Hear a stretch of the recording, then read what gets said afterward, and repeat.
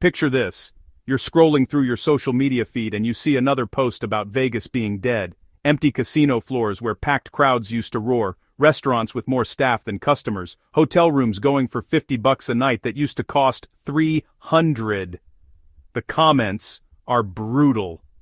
People saying they'll never go back. Others claiming Vegas has lost its soul. But here's what nobody's talking about. The real reason tourists are fleeing Sin City isn't what you think it is. I spent the last 6 months digging into tourism data, talking to former Vegas employees, and analyzing financial reports that paint a picture so shocking it'll make you question everything you thought you knew about America's playground. What I discovered is a systematic destruction of the Vegas experience that goes way deeper than just high prices or bad service. We're talking about a complete transformation of what Vegas was supposed to be, and the people making these decisions, they know exactly what they're doing.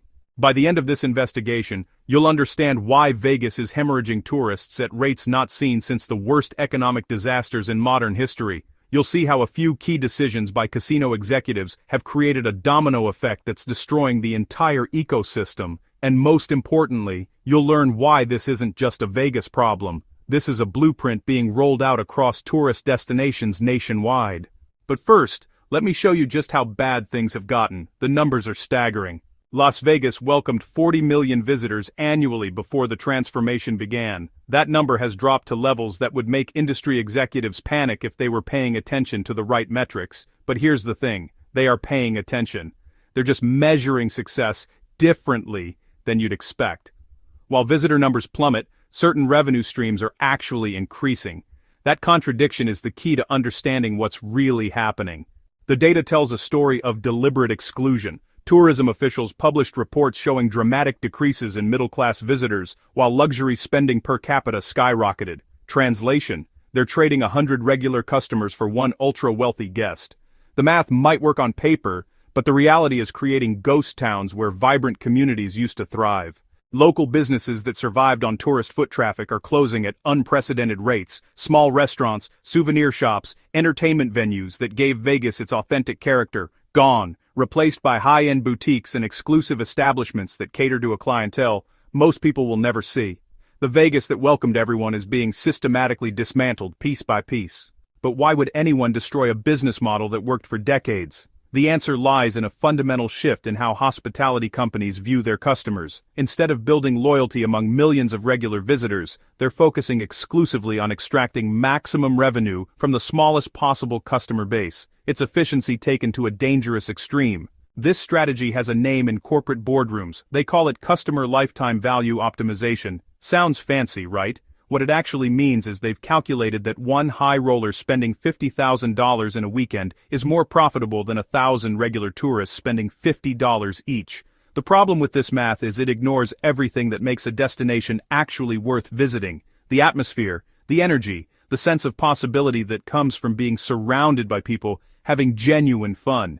You can't manufacture that with a handful of wealthy guests. It requires crowds, it requires accessibility, it requires the democratic spirit that made Vegas legendary in the first place.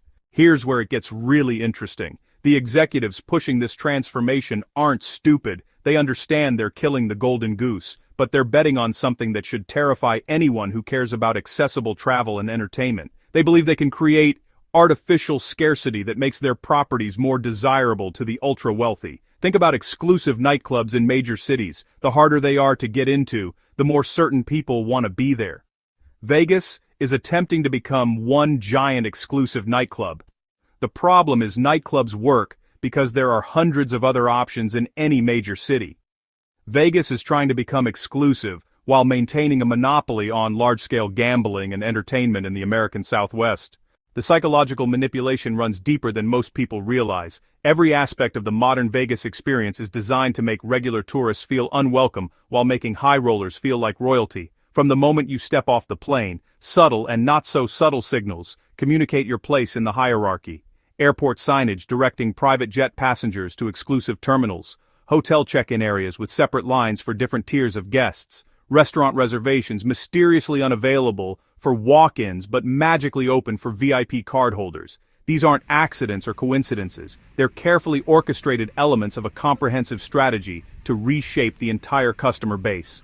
The employees caught in the middle of this transformation have stories that will break your heart. Veteran dealers, cocktail servers, and entertainment staff who built careers serving diverse crowds now find themselves managing empty rooms or catering exclusively to guests they can barely relate to.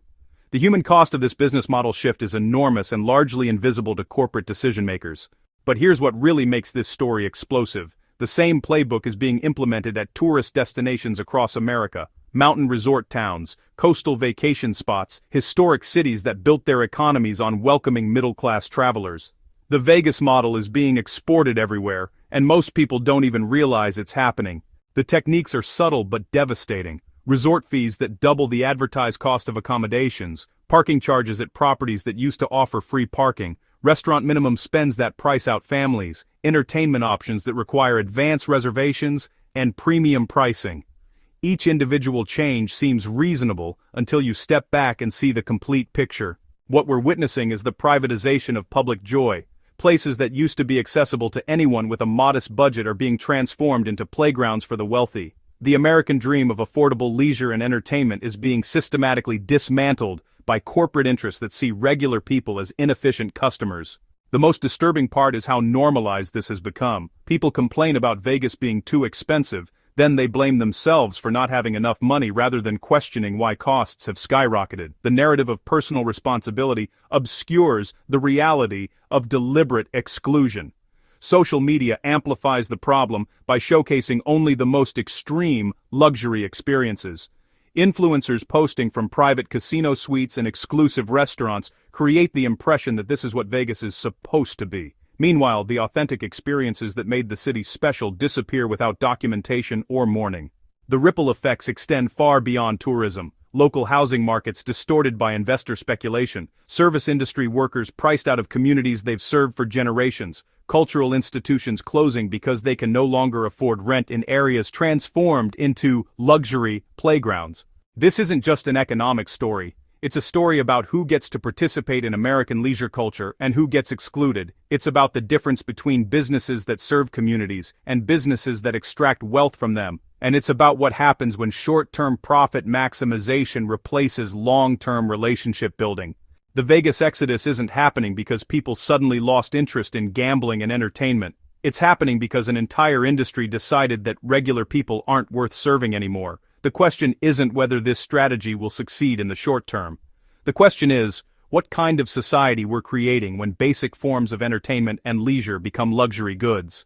Luxury goods. The numbers behind this transformation reveal something even more sinister than corporate greed. We're looking at a coordinated effort to restructure American leisure around a model that economists call wealth concentration amplification. Every policy decision, every pricing strategy, every operational change serves the same purpose: funneling money upward while creating barriers to entry for everyone else. Internal documents from major hospitality companies show explicit discussions about reducing what they call low-value customers. These aren't drug dealers or troublemakers. These are teachers, nurses, construction workers, and retirees who used to form the backbone of Vegas tourism. People who saved up for annual trips, celebrated anniversaries, and created memories that lasted lifetimes. Now they're classified as problems to be solved rather than customers to be served. The language used in these corporate communications is revealing. Guests are divided into categories like premium extractables, maintenance spenders, and loss leaders. Human beings reduced to mathematical equations that determine whether they deserve access to entertainment and hospitality. The coldness of this approach explains why the Vegas experience feels so different now.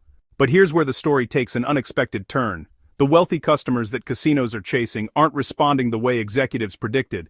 Ultra-high net worth individuals didn't become wealthy by overpaying for experiences that lack authenticity. They're sophisticated consumers who recognize manufactured exclusivity and artificial scarcity. Private surveys conducted among high roller guests reveal widespread dissatisfaction with the current Vegas environment. Empty casinos feel hollow, regardless of how much money you're spending. Exclusive restaurants lose their appeal when there's no energy from surrounding establishments. The ecosystem that made Vegas special depended on diversity, not uniformity. Wealthy tourists consistently report that their most memorable Vegas experiences happened in crowded, energetic environments where they could observe and interact with people from different backgrounds. Strip away that democratic mixing, and you're left with sterile luxury that can be found at any high-end resort worldwide. Vegas becomes interchangeable with Dubai or Monaco, losing the unique American character that justified premium pricing. The international perspective adds another layer to this crisis. Foreign tourists who once flocked to Vegas viewed it as an authentic slice of American culture. The accessibility, the possibility of striking it rich, the mingling of different social classes in shared spaces. These elements created a distinctly American entertainment experience that couldn't be replicated elsewhere. Now international visitors frequently describe Vegas as disappointing and inauthentic. Travel blogs from European and Asian tourists detail experiences that feel more like corporate hospitality than genuine American entertainment. The word-of-mouth marketing that drove decades of international tourism is working in reverse, with former fans actively discouraging others from visiting. The damage to America's cultural brand extends beyond tourism statistics. Vegas served as an ambassador for American values of opportunity, accessibility, and social mobility. Foreign visitors could experience a society where a factory worker and a millionaire might sit next to each other at the same blackjack table. That egalitarian spirit reflected broader American ideals that resonated globally. Destroying that accessibility sends a different message about American values. It suggests a society increasingly divided by wealth, where even basic forms of entertainment become segregated by economic class. The international community is watching this transformation and drawing conclusions about American priorities that extend far beyond casino floors. The technology enabling this customer segmentation represents another disturbing trend.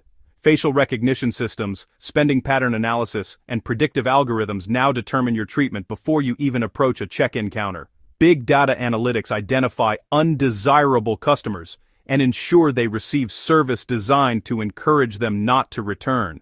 These systems operate invisibly, creating the illusion of personal choice while actually implementing systematic discrimination based on spending power. Guests might believe they're being treated poorly due to bad luck or individual employee attitudes, when actually they're experiencing algorithmic exclusion designed by corporate headquarters. The psychological impact on both customers and employees creates a toxic environment that undermines the hospitality industry's fundamental purpose. Service workers report feeling uncomfortable implementing policies that obviously discriminate against certain guests. The cognitive dissonance of working in hospitality while actively making people feel unwelcome is contributing to unprecedented turnover rates and declining service quality. Meanwhile, the customers being excluded often blame themselves rather than recognizing systematic discrimination. They internalize messages about not belonging, not having enough money, or not understanding how things work. This psychological manipulation shifts responsibility away from businesses that are actively excluding them and onto individuals who are being victimized by deliberate policies. The broader economic implications reach into every sector that depends on middle-class discretionary spending. Airlines, rental car companies, retail stores, and entertainment venues throughout the region are experiencing cascading effects as tourist demographics shift dramatically. The ripple effects destroy jobs and businesses that serve the diverse customer base Vegas used to attract. Local communities bear the heaviest burden of this transformation. Service industry workers who built careers around accessible tourism find themselves unemployed or underemployed as demand for their skills evaporates. The social fabric of neighborhoods gets torn apart when economic opportunities disappear and long-term residents can no longer afford to live in areas they've called home for decades. Housing markets distorted by speculation and investor activity make it impossible for working families to maintain stable communities. Schools lose enrollment as families relocate in search of affordable living situations. Local businesses that served residents and tourists alike close permanently, creating food deserts and service gaps that disproportionately impact vulnerable populations. The environmental consequences of this model deserve attention too. Wealthy tourists tend to have much larger carbon footprints than middle-class visitors. Private jets, luxury vehicle fleets, and resource-intensive accommodations create significantly more environmental damage per guest than the mass tourism model Vegas used to operate. Sustainability initiatives become impossible when your customer base consists primarily of people who view environmental responsibility as optional rather than essential. The transformation away from accessible tourism undermines broader climate goals while concentrating environmental damage in communities that have little political power to resist. Cultural preservation faces similar challenges. The authentic Vegas experience developed over decades of diverse participation in shared entertainment spaces. Street performers, local musicians, family-owned restaurants, and community events created the atmosphere that made Vegas distinctive from other gambling destinations. This organic culture can't survive when the economic foundation supporting it gets systematically destroyed. Corporate entertainment replaces grassroots creativity. Chain restaurants eliminate local cuisine. Standardized luxury amenities substitute for unique neighborhood character. The result is a sanitized environment that appeals to no one while serving as a cautionary tale about what happens when profit maximization replaces community building. So, what does all this mean for you? Whether you've experienced the Vegas transformation firsthand or you're watching similar changes happen to your favorite destinations, the pattern is unmistakable. We're witnessing the systematic conversion of public spaces into private playgrounds. And it's happening faster than most people realize. The executives behind this transformation are betting that you'll accept the new reality. They're counting on you to blame yourself for not having enough money, rather than questioning why experiences that used to be accessible suddenly aren't. They want you to believe this is just how things work now, that affordability and accessibility were temporary aberrations rather than fundamental American values. But here's what they don't want you to understand.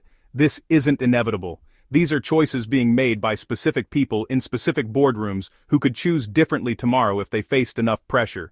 The Vegas that welcomed everyone didn't disappear due to natural economic forces. It was deliberately dismantled by corporate interests who decided regular people weren't worth serving. The question isn't whether Vegas can recover its soul. The question is whether we'll demand that it does. Because this story isn't really about casinos and tourists. It's about what kind of society we're willing to accept. One where basic forms of joy and entertainment become luxury goods, or one where shared experiences remain accessible to anyone willing to participate. Your voice matters in this fight. Every time you choose destinations that welcome diverse crowds over exclusive enclaves, you're voting for the kind of tourism industry you want to see. Every time you call out discriminatory practices instead of accepting them as normal, you're pushing back against the normalization of exclusion. The Vegas exodus reveals something fundamental about American values under pressure. We're at a crossroads where we either reclaim the democratic spirit that made our destination special, or we surrender to a model that treats regular people as problems to be solved rather than customers to be served. Which direction we go depends entirely on whether we're willing to fight for the world we actually want to live